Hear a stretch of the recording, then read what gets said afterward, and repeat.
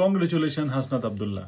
জুলাই 24-এর অন্যতম একজন যোদ্ধা হাসনাত আবদুল্লাহ মাত্র 28 বছর বয়সে যিনি হয়ে গেলেন সংসদ সদস্য।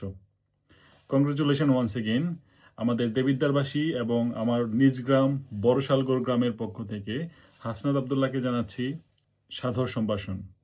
এই নির্বাচন উদ্দেশ্যে আমি সকলের উদ্দেশ্যে বলতে চাই, আমি প্রবাসী মোহাম্মদ সোহেল আরমান, আমি সবার উদ্দেশ্যে বলতে চাই যে আমরা চাই দেশটা কিভাবে এগিয়ে যাবে সামনের দিকে।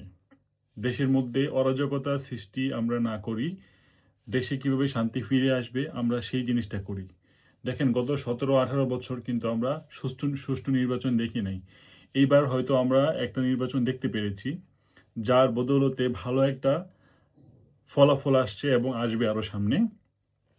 প্রধানমন্ত্রী ডক্টর শফিকুল ইসলাম হোক অথবা তারেক রহমান সাহেব হোক, যেই হোক না কেন, আমরা চাইবো হচ্ছে দেশটাকে সামনের দিকে এগিয়ে নিয়ে যেতে। আমাদের নিজেদের মধ্যে দ্বন্দ্ব দ্বিধা না রেখে আমরা সকলে একসাথে মিলেমিশে কাজ করব এবং দেশটাকে সামনের দিকে এগিয়ে নিয়ে যাব ইনশাল্লাহ।